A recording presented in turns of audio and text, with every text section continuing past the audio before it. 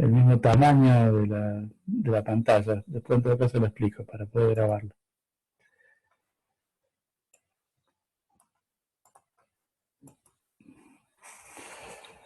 Bueno, a ver, el tema que nos queda es este, las políticas de comunicación en América Latina, que es en cierta medida una deriva de temas que ya estuvimos charlando, que ya estuvimos viendo, especialmente en la unidad anterior, en la primera unidad, porque el tema de la dependencia ya lo vimos y esto tiene mucho que ver con las discusiones sobre el- la posibilidad y el camino para lograr el desarrollo de los países del tercer mundo. Pero eso que nosotros vimos más bien como eh, aportes académicos, intelectuales, de investigaciones, incluso discusiones políticas, va a tener una deriva particular a lo largo de los años 70 hasta el final de esa década y un poquito a comienzos de los 80, este, que va a ser interesante por la discusión que va a generar y por la forma de resolución de esa discusión. Entonces está relacionado, pero es también otra cosa. Lo que está relacionado es el diagnóstico, ¿no? Es el diagnóstico existente respecto a la relación de desigualdad, de asimetría entre los países del tercer mundo, los países del sur y los países centrales, ¿no? Esta distinción entre países centrales y países periféricos. Y cómo esa distinción en términos de poder económico, de recursos, de desarrollo de sus industrias y de la calidad de vida de sus habitantes, tenía un correlato muy claro también en términos comunicacionales.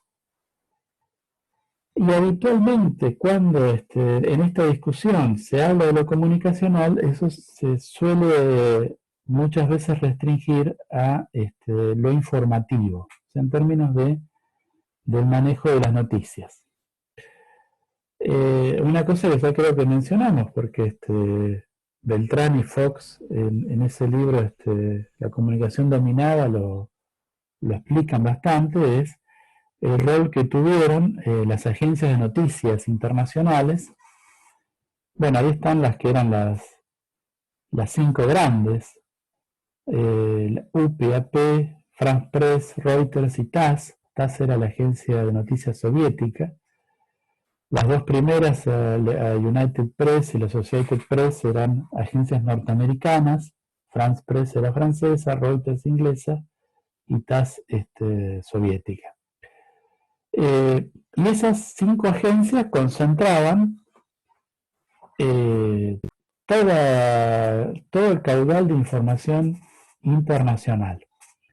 Sucedió entonces que cuando un país quería enterarse o necesitaba enterarse, o la información que un ciudadano tenía acerca del país vecino, por ejemplo en Argentina, la información que podía haber de Chile o de Brasil, era la información de los cables de las agencias internacionales, es decir, estaba mediada por los intereses, las perspectivas, los criterios de noticiabilidad de empresas privadas, multinacionales, de acciones mayormente de países como Estados Unidos.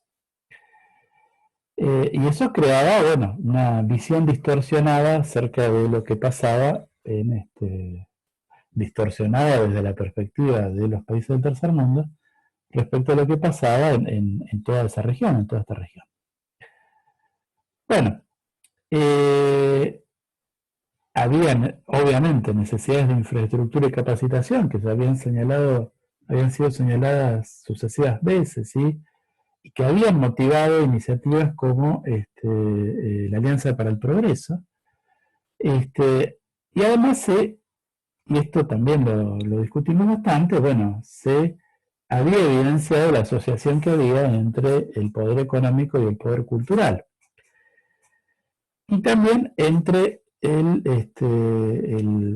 rol y los intereses de los medios de comunicación y las empresas transnacionales y las oligarquías locales, nacionales, que se beneficiaban de ese sistema de dependencia.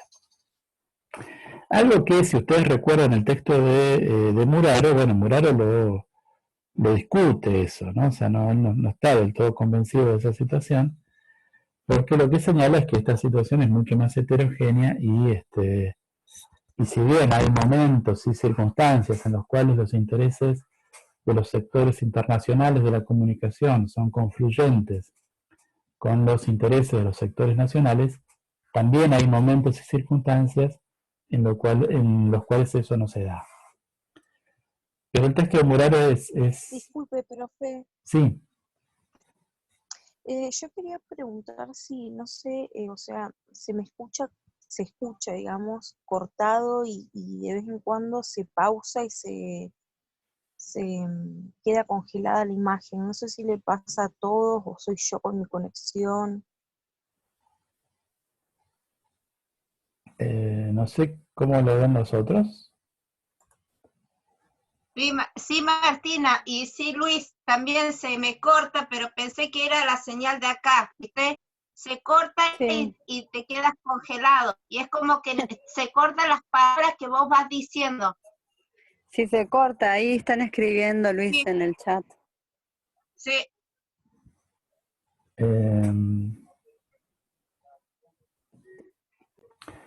A ver, esperen un segundo, voy a ver si hay otros usos de internet en mi casa, pero no sé.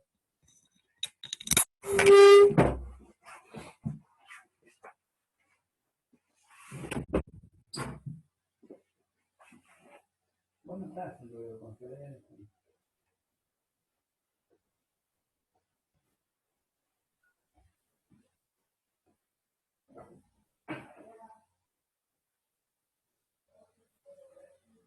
A ti.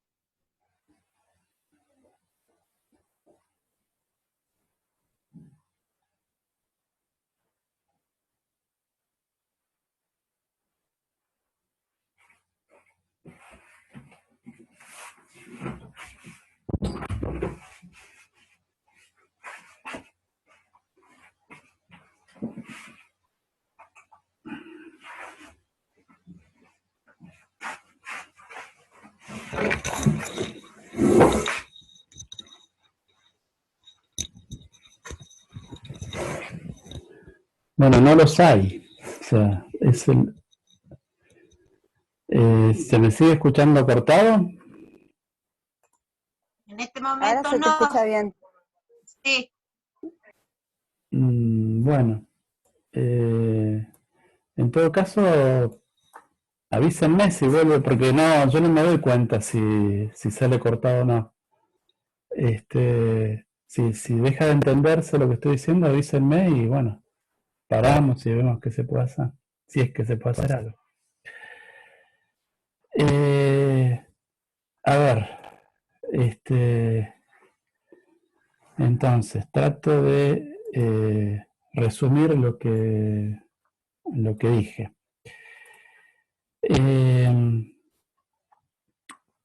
Bueno, la idea de la dependencia informativa ya había sido planteada, había sido discutida, la conversamos bastante. La desigualdad entre los países centrales y los países periféricos. Y estos son algunos aspectos, ¿no? O sea, un aspecto es el rol de las agencias, las necesidades y las desigualdades de infraestructura y de capacitación que había. Y la asociación que se establecía entre el poder económico y el poder cultural, es decir, los intereses de los sectores más poderosos de la economía y los intereses de los dueños de los medios de comunicación. También había una asociación, y era lo último que estaba diciendo, que se planteaba habitualmente, entre los intereses de los sectores transnacionales de la comunicación, los medios internacionales y los grandes grupos internacionales, y los intereses de las empresas nacionales. Pero bueno, yo comentaba que ustedes recordarán que en el texto de Muraro que leyeron, él dice que la cosa es más compleja y señala que si bien hay momentos en los cuales hay confluencia entre los intereses de un sector y otro, también hay momentos en los cuales hay conflicto o competencia.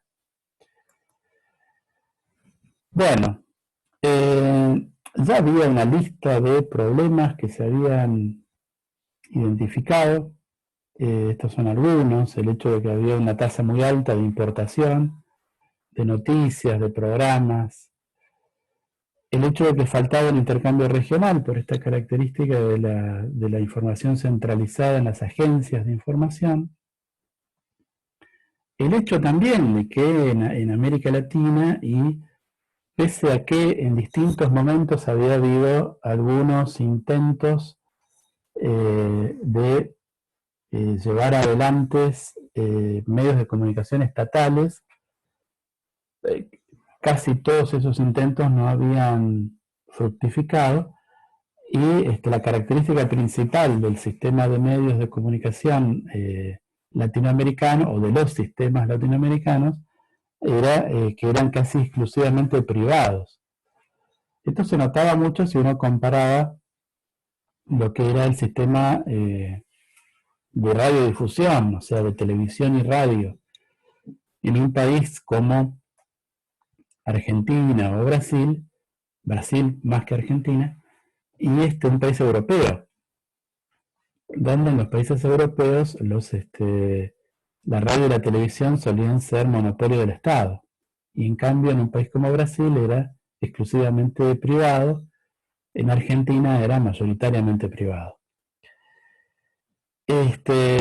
Bueno, consecuencia de que fuera privado, no había medios de servicio público, y tampoco había canales para la participación y el acceso popular, sino que había un criterio centralmente mercantil del manejo de la información y la comunicación.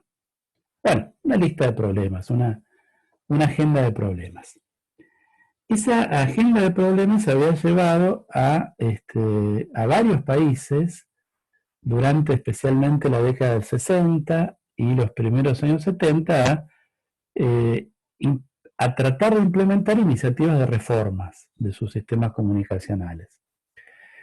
Un autor holandés que se llama Sis Hamelink habla de la resistencia a la sincronización cultural. O sea, él tiene ese concepto de que el capital transnacional busca una unificación cultural, él lo llama sincronización.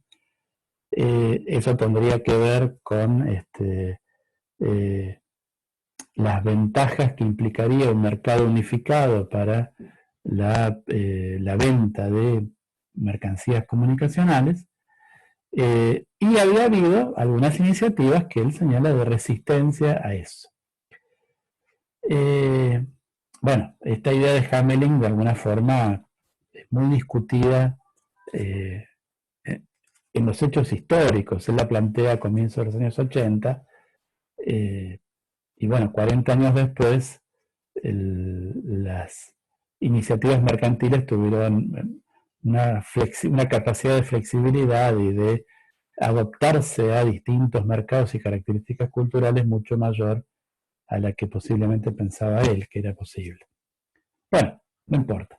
La cuestión es que hay distintos países que llevan adelante en América Latina, también en otros lados, pero nos vamos a centrar en América Latina, iniciativas de oposición a esa desigualdad informativa o a esa serie de problemas que recién mencionamos.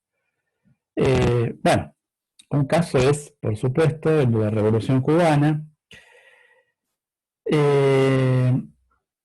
que implicó para los movimientos revolucionarios de América Latina un horizonte posible, pero también para los sectores conservadores de América Latina una señal de alerta muy marcada.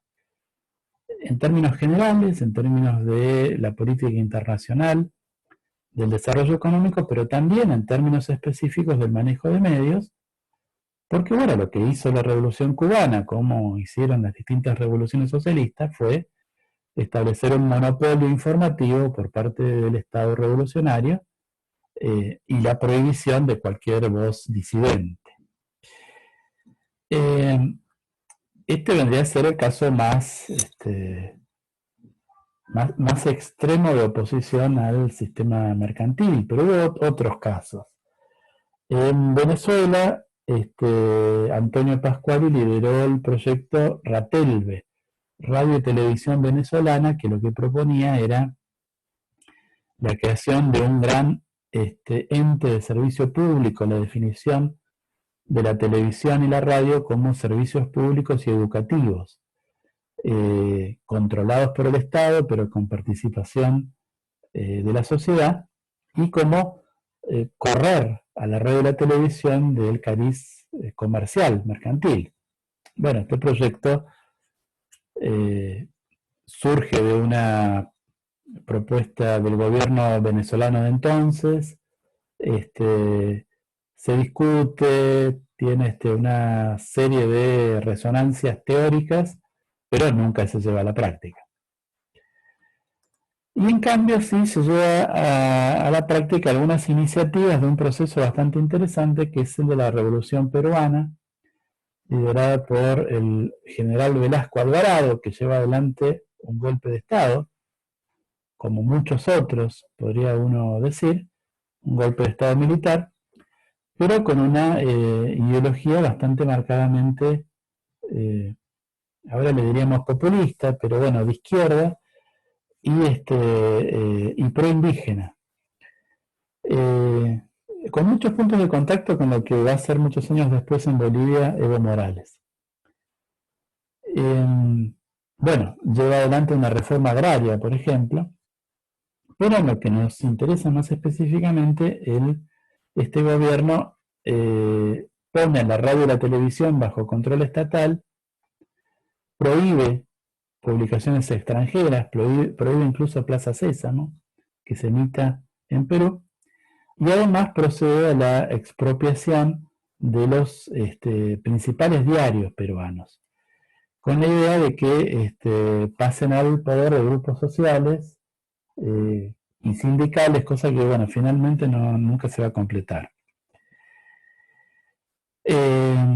Pero miren, yo les quiero leer algunas cosas de un texto, es del 76, de un señor que se llama, creo que Manuel Ortega seguro, y que era en ese momento ministro de Infraestructura y Comunicaciones de Perú, de este gobierno revolucionario. Y él, por un lado, plantea cómo había un plan de gobierno revolucionario que había hecho este conjunto de militares y que había propuesto, y es muy interesante cómo define el lugar de los medios de comunicación este plan. Plantea tres cosas: situación, objetivos y acciones. Dice, situación. 1. En el país no existe libertad de prensa, sino libertad de empresa. 2. Los órganos de prensa están en manos de familias y grupos de poder. 3. Se recorta, silencia o destaca la información de acuerdo a los intereses de los dueños de los órganos de prensa. Tiene un par de puntos más. Objetivos. Una prensa auténticamente libre. 2.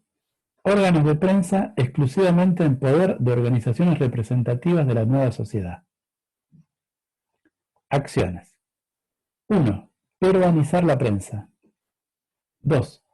Asegurar la responsable y libre expresión de las ideas. 3. Garantizar el respeto a las personas e instituciones. 4. Promover la formación y perfeccionamiento de periodistas con nueva mentalidad. 5. Poner los órganos de prensa en manos de las organizaciones representativas de la nueva sociedad. Este mismo señor Ortega lo que explica es la relación que hay entre esta política de comunicación del gobierno peruano de ese entonces y la necesidad del desarrollo y los obstáculos al desarrollo que implicaba la estructura social y política preexistente.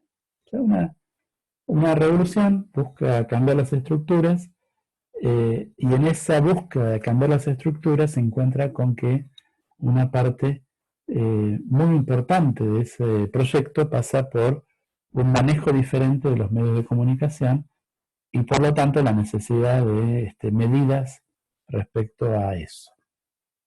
Bueno, esto como el clima. No sé cuántos minutos quedan, creo que 3 o 4 nomás antes de que se corte. Sigo hasta que se corte.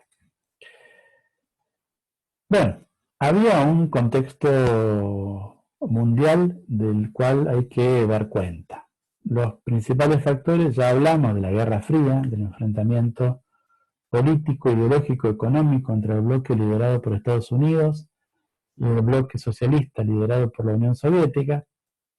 Eso era el marco, pero también era el marco la emergencia de los países del tercer mundo organizados en torno a el movimiento de países no alineados. Y que habían tenido habían demostraciones de fuerza, llamémosle así, especialmente con la crisis del petróleo de 1973, de eso se refiere la foto de más arriba.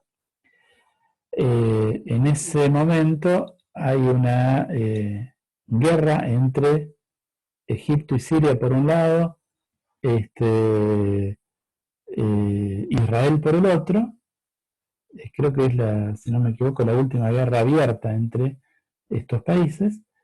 Y como medida de solidaridad panárabe, los países productores de petróleo lo que hacen es levantar el precio del petróleo.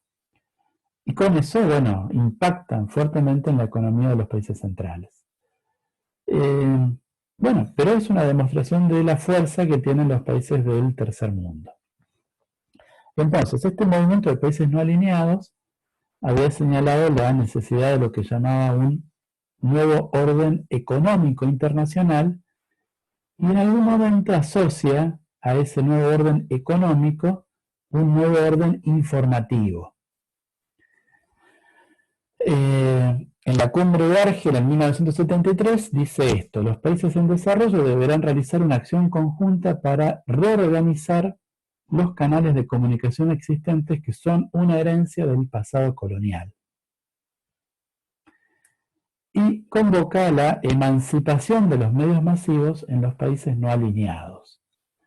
O sea, esto entronca mucho con toda la discusión de lo postcolonial, o sea, cómo abandonar el pasado colonial, que en América Latina era neocolonial, porque se daba en otros términos, pero en los países de África y del sur de Asia era un recuerdo muy reciente, ¿no? O sea,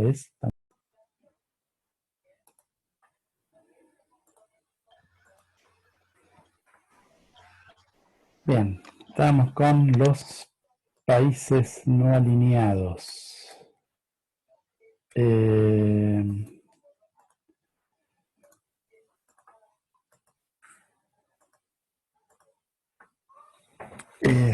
Bueno, entonces,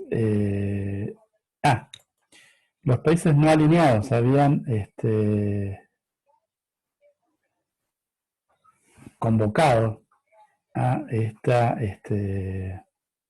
la instauración de este nuevo orden informativo internacional, pero este reclamo también va a converger con lo que venía siendo la UNESCO, la Organización de las Naciones Unidas para la Educación, la Ciencia y la Cultura. La UNESCO en realidad ya tenía 3 áreas de injerencia, de desarrollo. Es el organismo de las Naciones Unidas para estas cuestiones.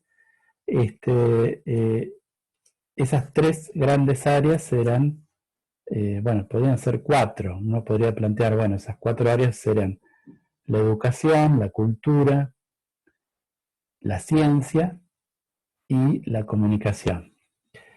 Y ya había planteado el desarrollo y el asesoramiento a los gobiernos para decidir y llevar adelante políticas nacionales de educación y de cultura. Y eso no había tenido, no había despertado mayor conflictividad ni oposición.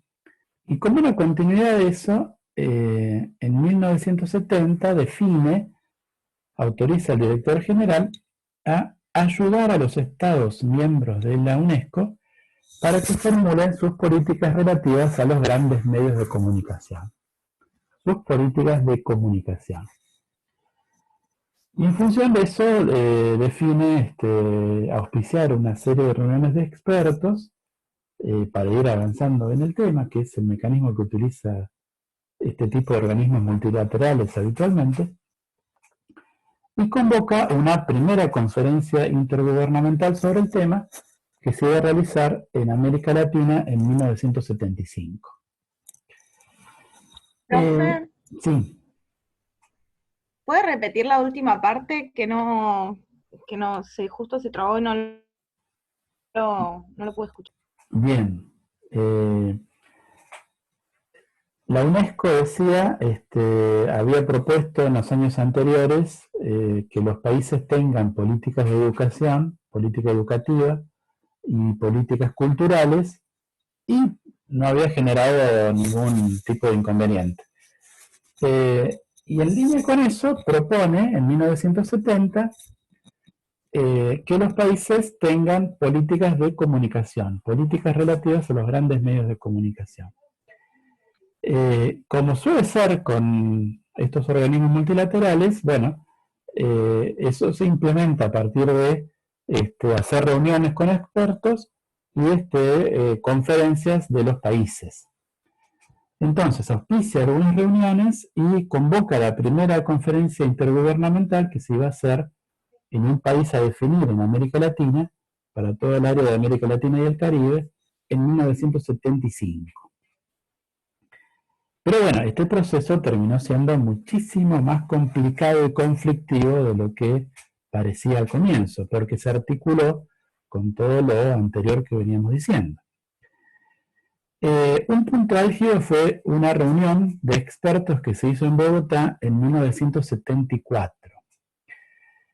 En esa reunión, Luis Ramiro Beltrán, que creo que ya lo hemos mencionado varias veces, propuso y fue aceptada lo que desde entonces es la definición canónica de Política Nacional de Comunicación. ¿Qué es esta? Un conjunto integrado, explícito y duradero de políticas parciales de comunicación, armonizadas en un cuerpo coherente de principios y normas, dirigidas a guiar la conducta de las instituciones especializadas en el manejo del proceso general de comunicación en un país. Y también de esta reunión surgieron como los aspectos fundamentales que tenía que tener una política nacional de comunicación. Esos tres aspectos son que se formule de forma pluralista y democrática. Esta reunión proponía lo que se llamaban consejos nacionales de comunicación, que tengan participación de todos los sectores implicados. Le daba un rol importante al Estado como dinamizador de esa política para que sea un factor de integración. Y proponía que esas políticas nacionales de comunicación tenían que propender hacia la integración regional, es decir, coordinarse con las políticas de comunicación de los países vecinos de cada país. Bueno, si ustedes quieren, nada muy revolucionario, ¿no? Es una cosa bastante mesurada. Pero no fue así como fue interpretada por los sectores conservadores, podríamos decir, pero más que nada las patronales de los grandes medios de comunicación americanos. Americanos de toda América, de América del Norte y América del Sur. Los dos arietes de esta contraofensiva fueron la SIP, la Sociedad Interamericana de Prensa, y la Asociación Interamericana de Radio y Televisión, AIR. Una agrupa más que nada a los dueños de los grandes diarios y revistas, y la otra organización agrupa a los dueños de los medios de televisión y radio privados. Bueno, y la interpretación que hicieron era que la UNESCO lo que proponía era la estatalización de la información. Es decir, que lo que proponía la UNESCO era que no hubiera medios de comunicación privados, que los medios de comunicación solamente fueran del Estado. Bueno, se va a dar un muy fuerte conflicto,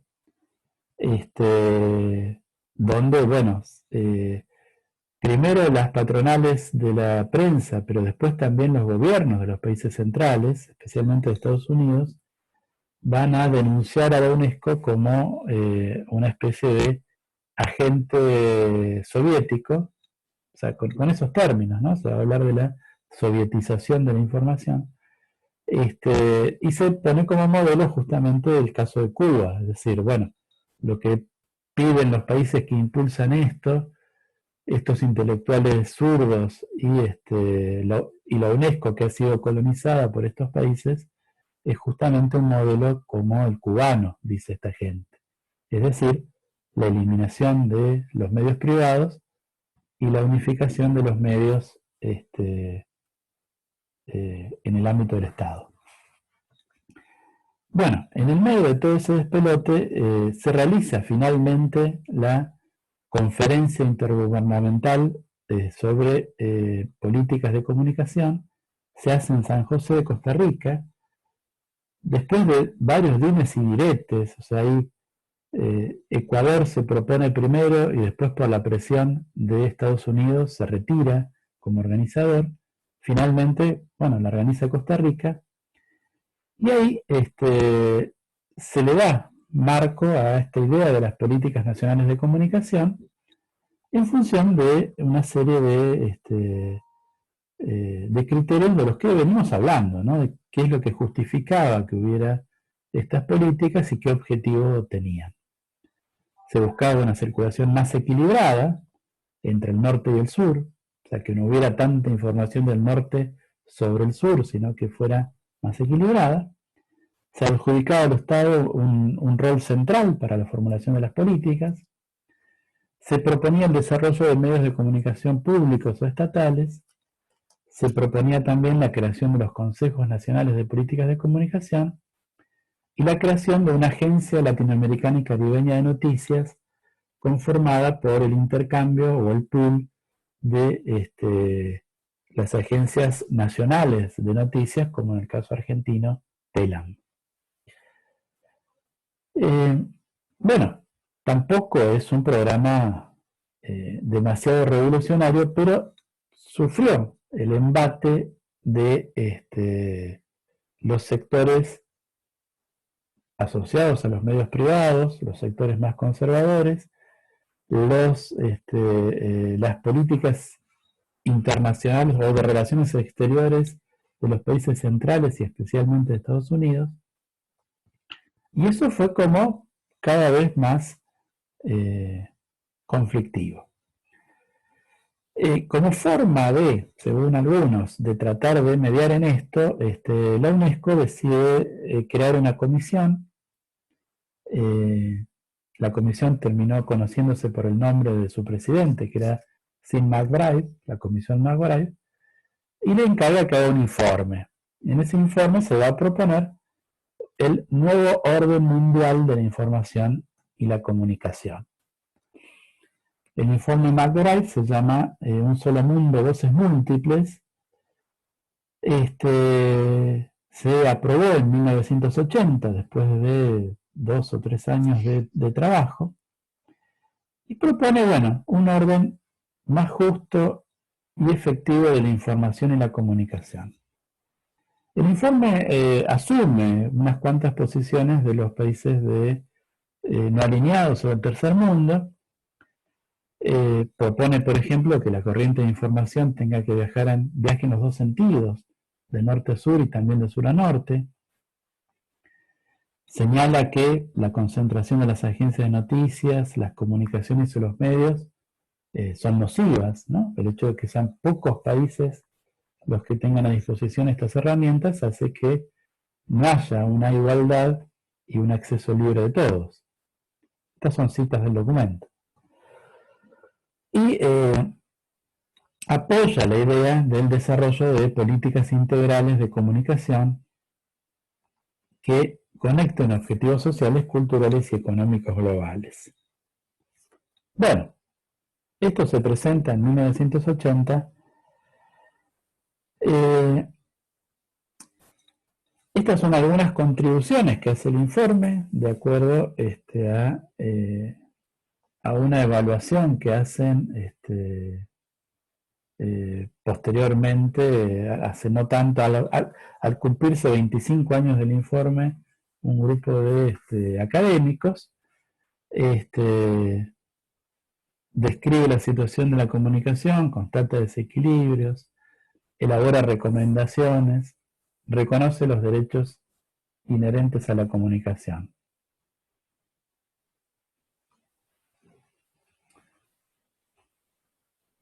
¿No se me está escuchando? Sí. Sí, se te escucha. Porque me dice Natalia si tengo problemas de conexión, y debo tener problemas de conexión, evidentemente. ¿Qué le puedo decir? Bien.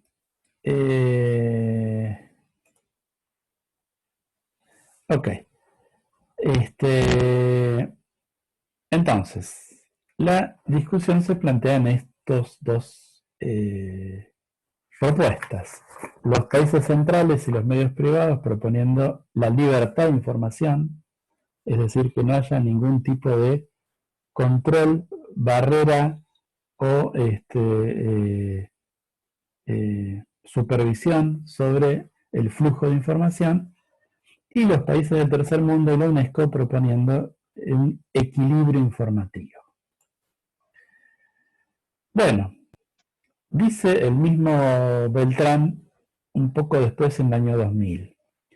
Es muy evidente que ni una sola de las proposiciones de cambio alentadas bajo el ideal del nuevo orden informativo han llegado a materializarse en ninguna parte. Lo que es peor, no solo que no ha habido alivio o mejoramiento alguno en la situación denunciada, sino que ella ha empeorado grandemente. Lejos de disminuir, la concentración del poder comunicativo a favor de las naciones de mayor desarrollo ha aumentado enormemente, dice Beltrán en el 2000. ¿Qué había pasado? O sea, ¿por qué ninguno de estas proposiciones de cambio se había llevado adelante?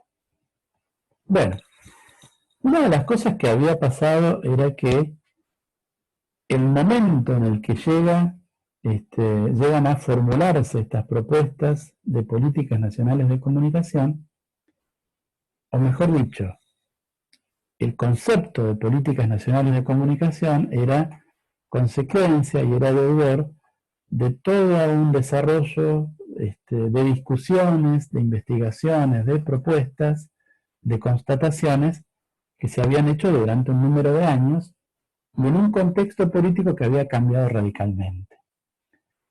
Al momento en el cual esto es tomado por los organismos internacionales, por la UNESCO, y cristaliza en estos documentos, la realidad política social de América Latina había cambiado, mucho había cambiado.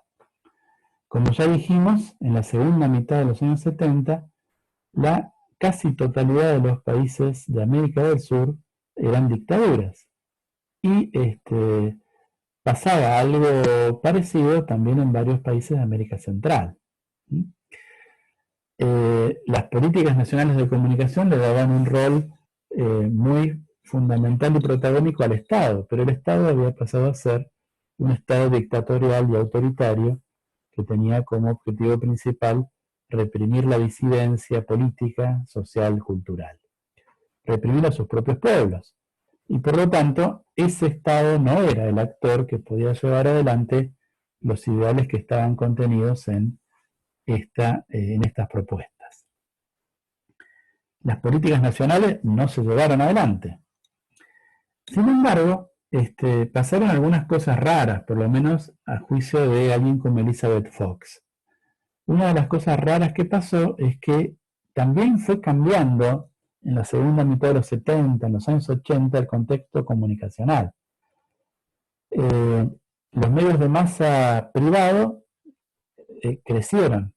En ese crecimiento se asociaron con medios de otros países de la misma región, como pasó con los grupos Televisa o Globo.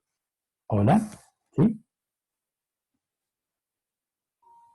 ¿Alguien quería decir algo?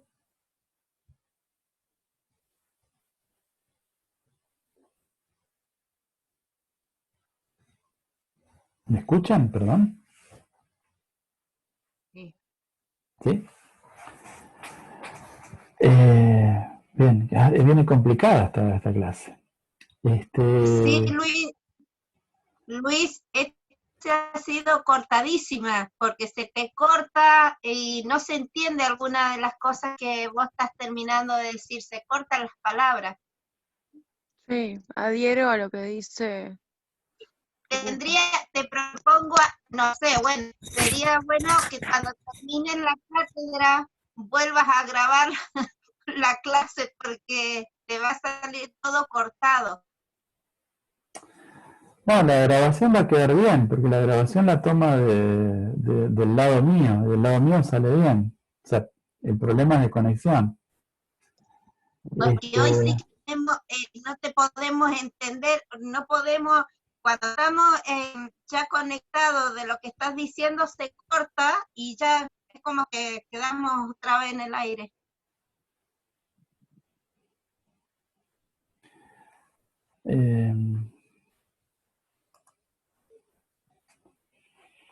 Sí, pero igual igual en todo caso estamos leyendo lo que vos estás mostrando en la cámara, ¿no? igual eso que decía el profe, me parece que después cuando sube la clase se escucha el audio de su computadora, así que calculo que se va a escuchar bien en la grabación. Bueno, veremos, si no tendremos que repetir la clase. A ver.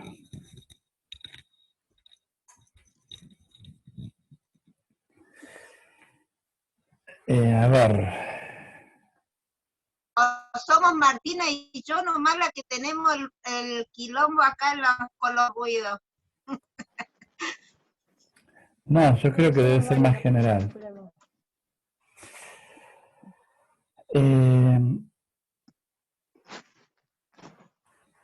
Bien, a ver, me queda muy poquito para decir. Una es esto, o sea, Fox lo que señala es que las dictaduras en América Latina mostraron también lo peligroso que era que los medios estuvieran concentrados en el Estado. Y el hecho de que los medios fueran privados, en algunos casos fue la única garantía de alguna información que no estuviera exclusivamente en manos de los dictadores. Entonces eso también desvirtuó la idea de las políticas.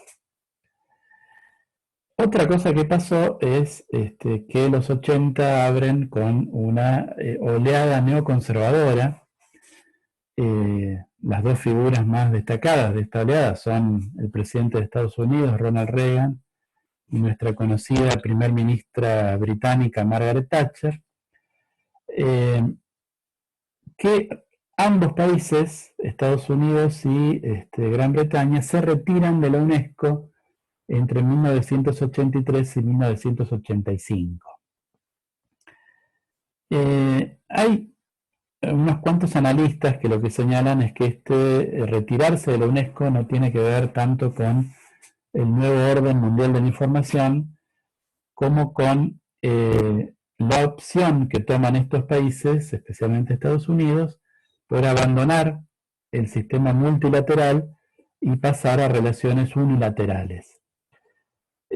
Algo parecido a lo que está haciendo Trump ahora. O sea, cuando Estados Unidos, un país superpoderoso, queda en manos de los sectores más aguerridos, lo que ellos llaman los halcones, bueno, empiezan a poner en la balanza y a decir, bueno, ¿para qué vamos a ir a un lugar donde yo tengo un voto y también tiene un voto Tanzania, que es un país muy poco poderoso, o Uruguay?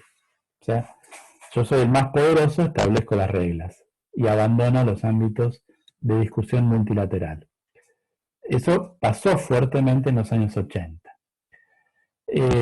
Bueno, la UNESCO va a retrotraerse de estas posiciones, va a archivar el informe McBride, va a cambiar a su director general y en los años 90 la va a remar en dulce de leche para volver a meter adentro a los países centrales y deja de lado este tipo de cuestiones. Bueno, hay algunas novedades en el siglo XXI. Esas novedades se dan porque el diagnóstico en América Latina es similar. No voy a abundar sobre esto, quedará en la presentación. Pero una novedad es que hay un descrédito bastante marcado de los medios hegemónicos. O sea, los grandes medios, por distintos procesos, van a ser puestos en cuestionamiento. Y a eso se le asocia que en unos cuantos países de América del Sur y también de América Central llegan al poder gobiernos de tipo progresista, populista, de nueva izquierda. La denominación es variada, no nos vamos a meter en preciosismos al respecto, pero sí, todos estos gobiernos tienen algunas características en común en general y algunas características en común en particular en relación a las cuestiones comunicacionales. Estas son las que señala este señor Kirchberger, que habla del activismo mediático de los gobiernos de izquierda de América Latina. Pensemos en el que conocemos nosotros, ¿no? Que es el kirchnerismo, que conocemos más cercanamente, el de nuestro país. Y fíjense que estas tres características se dan. O sea, un discurso gubernamental sobre la prensa y los medios que critica su papel. O sea, ¿qué te pasa, Clarín? ¿Sí? La frase de Néstor Kirchner. Una estrategia de comunicación que evita la intermediación de los medios. ¿Sí? Una estrategia de comunicación que trata de puentear a los medios y de conectar directamente con la base electoral, con los ciudadanos, con el pueblo. De los cuales una parte puede ser la negativa a llevar a cabo ruedas de prensa, cosa que hicieron sistemáticamente Néstor Kirchner y Cristina Fernández. Y tercero, la regulación de la comunicación por medio de una mayor intervención estatal e impulso a formas alternativas a los medios comerciales. Este último punto, el tercero, es el que se conecta con el desarrollo de las políticas nacionales de comunicación.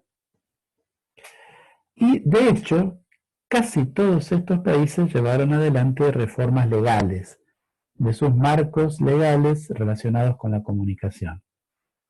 En casi todos los casos relacionados con los medios electrónicos, radio y televisión, televisión por cable, televisión satelital, y en algún caso también la prensa. Bueno, hubo modificaciones legales en Venezuela, en Argentina la ley de servicios de comunicación audiovisual, en Uruguay, en México, en Ecuador. Y estos son los tres aspectos en los que se concentran estas nuevas políticas. la creación de medios estatales, de nuevos medios estatales en algunos casos, las medidas orientadas a regular el sector de los medios privados, establecer cuotas de programación nacional, establecer límites a la concentración y a la cantidad de señales que puede tener la misma empresa, a la propiedad cruzada también. Y Perdón, Luis, ¿te puedo hacer una pregunta? ¿sí? Acá en esta misma época, en este tiempo, en la presidencia de Cristina de Kirchner, ¿fue cuando se saca la ley de medios audiovisuales? Claro, la ley de servicios de comunicación audiovisual. Y esa puede ser que consistía en lo que planteaban ellos era poca concentración en manos de unos medios, en el cual estaba Clarín, pero que Clarín en un momento se ajustó a esas medidas. Te lo pregunto porque es uno de los ejemplos que quiero tomar para el táctico que dio la profesora Natalia. Bueno, a ver, en el caso específico, acá estamos en una cosa más, una descripción más general, ¿no? Pero en el caso específico, Clarín casi que no llegó a ajustarse, porque lo que hizo fue plantear demandas judiciales que llegaron hasta la Corte Suprema de Justicia de la Nación y que demoraron la implementación de lo que sería el plan de ajuste. Cuando finalmente lo presentó, cambió el gobierno, llegó Macri, levantó las restricciones y le dio bastante vía libre. Así que realmente, no solamente Clarín, sino prácticamente ningún medio, grupo grande de comunicación en Argentina se ajustó a lo que dice la Ley de Servicios de Comunicación Audiovisual. Sí.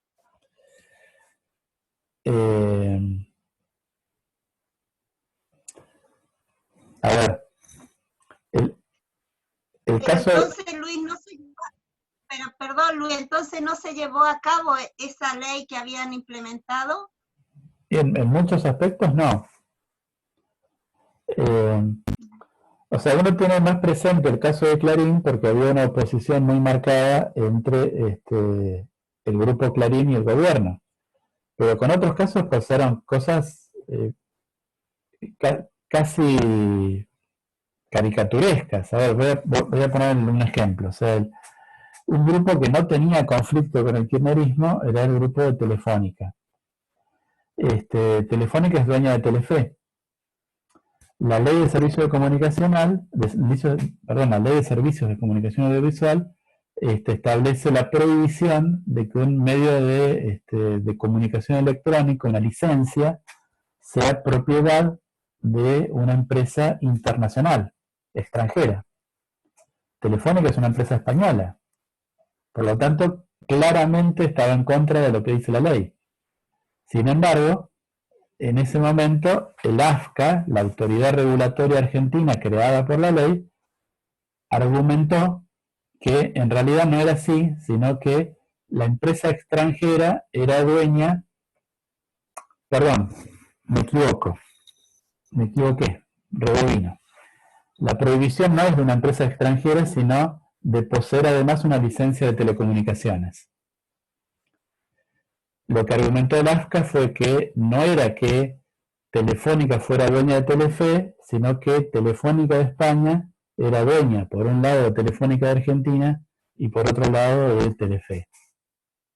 Y que en consecuencia no había propiedad cruzada. Bueno, ese es un argumento que no se cree nadie. O sea, no tiene ninguna consistencia. Pero bueno, los grupos opositores al kirchnerismo plantearon las cosas en términos judiciales y los grupos amigos del kirchnerismo obtuvieron prebendas por disposiciones de las autoridades. Conclusión, ninguno se ajustó.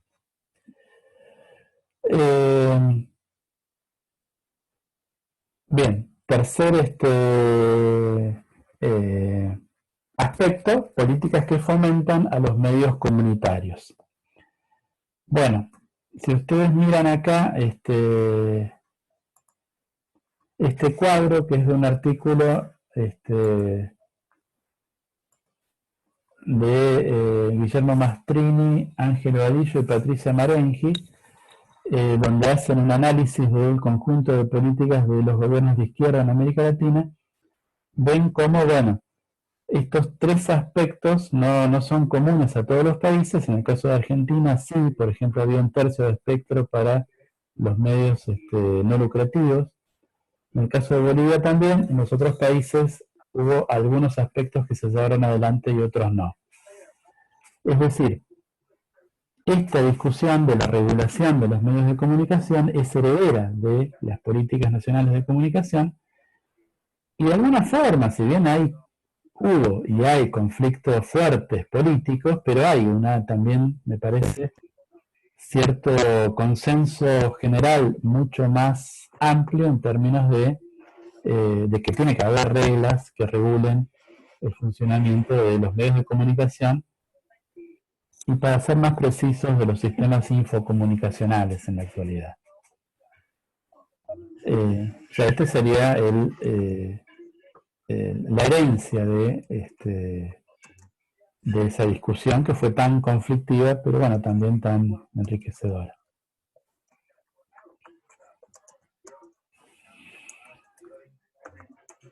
Bien.